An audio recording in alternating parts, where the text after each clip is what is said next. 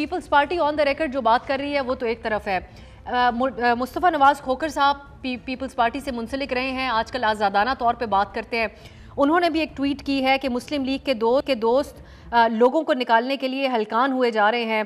फरते जज्बात में कह बैठे हैं कि बीबी शहीद के इस्तकबाल से भी बड़ा इज्तिमा होगा मियाँ साहब की वापसी पे, तो किबला उसके अशरे अशीर तक भी आप नहीं पहुँच पाएंगे। पंजाब के अवाम को गैर मुतज़लज़ल यकीन था कि वो किसी डील के तहत नहीं आ रही, और आप आगे क्वेश्चन मार्क उन्होंने छोड़ा है लोगों के लिए, इसको जज करने के लिए। तो मैं रजवाना साहब आपसे ये जानना चाह रही हूँ कि ये तमाम जो इल्ज़ामात अगर मौजूद रहेंगे, बेशक कितना ही मुस्तकबिल के सुहाना ख्वाब दिखाया जाए, कितनी ही मुस्तकबिल की बात की जाए, और मियाँ साहब ये कर सकते हैं, वो मुल्क के 3 बार प्राइम मिनिस्टर रहे हैं और इस चीज़ का तजुर्बा रखते हैं कि मुल्क की मामलात किस तरीके से चलते हैं, उनमें बेहतरी शायद कैसे हो सकती है उसका भी कोई हल उनके पास हो। लेकिन ये जो डील का टैग है और पंजाब के अवाम है, ये 2 चीज़ें भी तो साथ नहीं चलती हैं, कैसे मैनेज करेंगे? बिस्मिल्लाहिर्रहमानिर्रहीम जी, थैंक यू सो मच। ये डील का टैग जो है ना, वो टैग उसी सामान के साथ लगता है जिस सामान का खुद बंदा मालिक हो। आपने तो हवाई जहाज पे सफर किया होगा, तो बात यह है कि टैग लगाने वाले और हैं और लगा रहे हैं PMLN पे। मैं तो उनसे इंतहाई माजरत के साथ इख्तलाफ करता हूँ कि उनसे इन बातों की तवक्को नहीं करनी चाहिए कि वो आ रहे हैं। देखिए, आप वाकयात को अपने सामने रखिए।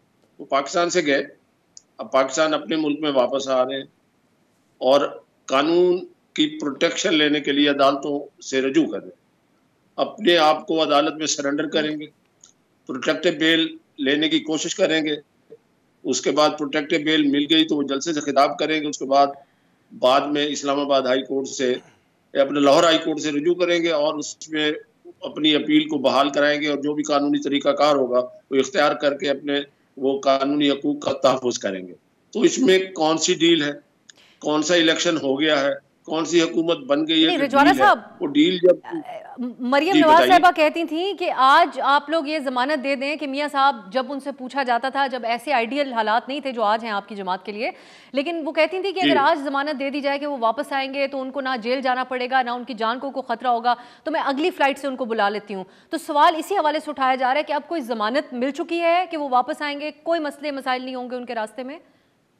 उनके अपने को खदशात थे, वो कानूनी टीम के साथ मिलकर उन्होंने डिस्कस करके सारे खदशात अब दूर हो। खदशात दूर नहीं हुए, मगर उनका मदावा करने के लिए कानून का सहारा लिया जा रहा है। खदशात तो ये ज्यादा यही खदशा है ना कि जी जेल में चले जाएंगे, तो जेल में जाने वाली तो उनकी हिस्ट्री है आपके सामने। कितनी दफा जेल में गए, अपनी बेटी का हाथ पकड़ के लंदन से अपनी बीवी को बिस्तरे मर्ग पे छोड़ के और सीधे अडियाला जेल में गए।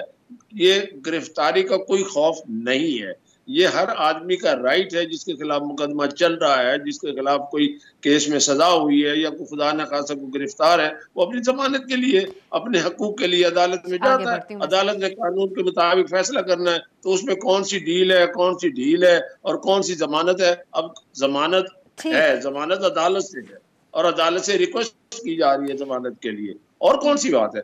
वो सियासी लीडर है तो इसमें अचंभे की कौन सी बात है। वो आ रहे हैं तो हलचल मच गई है सियासत में। मुर्तजा साहब, क्या हो गया, हलचल है।